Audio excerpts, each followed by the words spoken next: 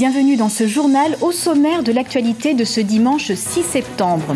Se dirige-t-on vers un report des élections en Centrafrique? La question fait débat puisque bien que le référendum constitutionnel soit prévu pour le 4 octobre, les listes électorales ne sont pas encore établies et les cartes de certains électeurs restent indisponibles.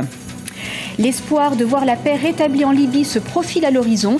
Les pourparlers interlibyens qui se sont tenus à Genève, en Suisse, jusqu'au 4 septembre, se sont terminés sur une note d'optimisme, celui de la signature d'un accord politique le 20 septembre.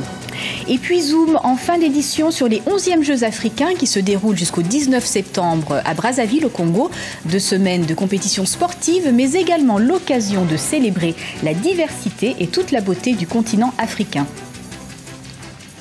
Mais avant de développer ces titres, résultat des élections locales au Maroc, et c'est le PJD qui ressort grand vainqueur de ce double scrutin en remportant les élections régionales avec 174 sièges sur 678 et en réalisant le 3e score au communal derrière ses rivaux libéraux du parti Authenticité et Modernité et le parti conservateur Istiklal. Pour cette première élection au suffrage universel direct des conseillers régionaux, le PJD est sorti en tête dans 5 des 12 régions les plus peuplées du pays, à savoir celles de Casablanca, de Rabat et de Fès. Inquiétude au sujet du calendrier électoral en Centrafrique. Les scrutins doivent démarrer le 4 octobre pour le référendum constitutionnel qui doit être suivi du premier tour des législatives et de la présidentielle le 18 octobre. Mais à quelques semaines de ces scrutins, les autorités accusent de nombreux retards, notamment dans la convocation du corps électoral et dans la publication des listes des électeurs. Les explications d'Arwa Barkala. En Centrafrique, le calendrier électoral est de nouveau remis en question. Plusieurs problématiques se posent. Les scrutins du référendum, puis des législatives et de la présidentielle doivent commencer le 4 octobre prochain, mais les listes des électeurs ne sont pas encore établies et les cartes ne sont pas distribuées. Les personnes avisées savaient déjà que les dates avancées sont intenables parce que la situation est toujours la même que celle que nous avions en février 2015, qui était la première date fixée pour les élections. La situation est exactement la même, c'est-à-dire qu'il y a toujours une absence de ressources, qu'il y a toujours l'absence de l'administration sur tout le territoire et surtout qu'il y a l'insécurité malgré les efforts qui ont été faits. L'exécutif pense qu'il serait judicieux de reculer le calendrier des scrutins d'1 mois. Mais pour certains candidats à la présidentielle, les stigmates des affrontements entre les communautés chrétiennes et musulmanes doivent être pensés avant de songer à fixer de nouvelles dates pour le processus de transition. Parce que ça ne sert à rien d'aller de manière désordonnée vers des scrutins. Je pense qu'il faut arrêter de faire des sauts de puce comme on l'a fait jusque-là et prendre le temps de réfléchir une fois pour toutes, prendre en compte le contexte réel de la République centrafricaine avant de fixer des dates réalistes parce que sinon nous allons continuer à avoir cette cacophonie que nous avons depuis à peu près 1 année par rapport aux élections. Des consultations sur la prolongation de la transition vont démarrer dès la semaine prochaine. En attendant, le référendum constitutionnel est maintenu au 4 octobre et le premier tour des présidentielles et législatives au 28 octobre 2015. Une nouvelle étape sur le chemin de la réconciliation en Libye a été franchie ce vendredi 4 septembre à Genève, en Suisse.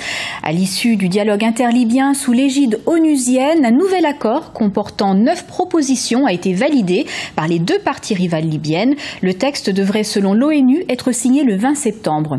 Les explications d'Arwa Barkala. L'espoir d'un accord de paix se ravive en Libye. Awad Abdel Salek, le chef de la délégation du Parlement de Tripoli, est sorti satisfait des discussions entamées avec Bernardino León, chef de la mission d'appui des Nations Unies en Libye. Ce vendredi 4 août, à Genève, les 9 amendements aux accords de paix proposés par le Parlement de Tripoli ont été acceptés par la mission onusienne, brisant ainsi l'impasse des négociations entre les parlements de Tripoli et de Tobrouk. Régler la question de légitimité, ça prend pas 9 mois. On a maintenant 11 mois de dialogue qui commençait à Ghadamès, l'oasis libyen, passant par Genève, Skhirat au Maroc, l'Algérie, etc., etc. Donc c'est un marathon vraiment de dialogue, simplement pour gagner de temps, pour arriver à la fin du mandat du Parlement légitime. Ces discussions doivent aboutir à un gouvernement d'union nationale en Libye. L'ONU espère voir la signature d'un accord de paix officiel d'ici au 20 septembre 2015. Soit le pays tombe sur un vide juridique, constitutionnel, et c'est l'inconnu, soit la situation va continuer telle qu'elle est, et ça veut dire que l'hostilité va recommencer, surtout à l'ouest de la Libye. Une autre session de négociation doit avoir lieu le mercredi 9 septembre à Skhirat, au Maroc. Les pourparlers porteront notamment sur les noms des ministres appelés à faire partie du gouvernement d'union nationale. Et un mot de sport pour terminer avec les 11e Jeux africains qui se déroulent actuellement au Congo, dans la ville de Brazzaville. Les sportifs de tout le continent africain s'affronteront jusqu'au 19 septembre et dans de nombreuses disciplines. Alors 2 semaines de compétition, mais également l'occasion de célébrer et de mettre en avant toute la splendeur de l'Afrique. Reportage de notre envoyé spécial à Brazzaville, Ella Jinjai. Les 11e Jeux africains se sont ouverts ce vendredi à Kintele, à 15 km au nord de la capitale congolaise. Des sportifs représentant 51 des 54 pays de l'Union africaine doivent s'affronter dans 23 disciplines, allant de l'athlétisme à l'haltérophilie, en passant par le football, l'escrime, le cyclisme, le taekwondo, la pétanque ou encore le handisport. Tous ces athlètes se sont retrouvés dans le nouveau stade olympique de l'unité de 60 000 places pour célébrer la cérémonie officielle d'ouverture. La cérémonie a été très belle. Toute la population malienne vous souhaite bonne chance à tous les participants. On est très contents. Vive le Mali et beaucoup de médailles. J'ai aimé, ça s'est bien passé. On s'est amusé quoi. Et on remercie le président pour cette chance. On ne sait jamais si on pouvait avoir cette chance d'assister à ce genre de cérémonie. Et je suis fière de mon pays. Pour la première fois dans l'histoire des Jeux panafricains, la fête doit durer 15 jours jusqu'au 19 septembre. Selon les participants, la jeunesse africaine devrait s'investir non seulement au cours de ces Jeux pour rehausser le niveau du sport africain, mais aussi de participer à renforcer la paix dans le continent.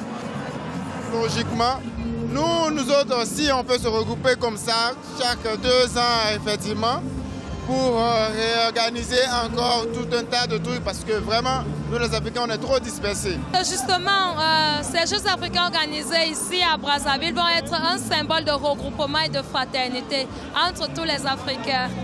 Côté spectacle, des troupes de danse ont pris place sur la scène. Danse, ombre et lumière, tout était au rendez-vous. Différents tableaux artistiques ont été présentés au public sous le regard des quelques chefs d'État africains. Nous avons formé le fleuve Congo parce qu'avec ces fleuves, avec ce lot, ça nous donne l'amour. Parce que sans l'eau, nous ne sommes rien. Avec l'eau, nous avions tout. Et que nous pouvons manger qu'avec l'eau, nous pouvons préparer qu'avec l'eau. Et voilà, nous avons formé cette fleuve, à l'occurrence de tous les Africains, et les Européens et les Occidentaux, puissent voir qu'en Afrique, il y a l'amour et que nous s'aimons entre nous. Cette 11e édition des Jeux africains est la 2e qu'organise le Congo après celle qui s'était déroulée en 1965, soit 5 ans après l'accession du pays à l'indépendance. Et toute l'actualité des 11e Jeux africains est à suivre sur notre antenne grâce à la couverture exclusive de nos envoyés spéciaux dans la capitale congolaise. Retrouvez ainsi tous les jours le journal des Jeux à 16h15 GMT et le club des Jeux à 20h GMT.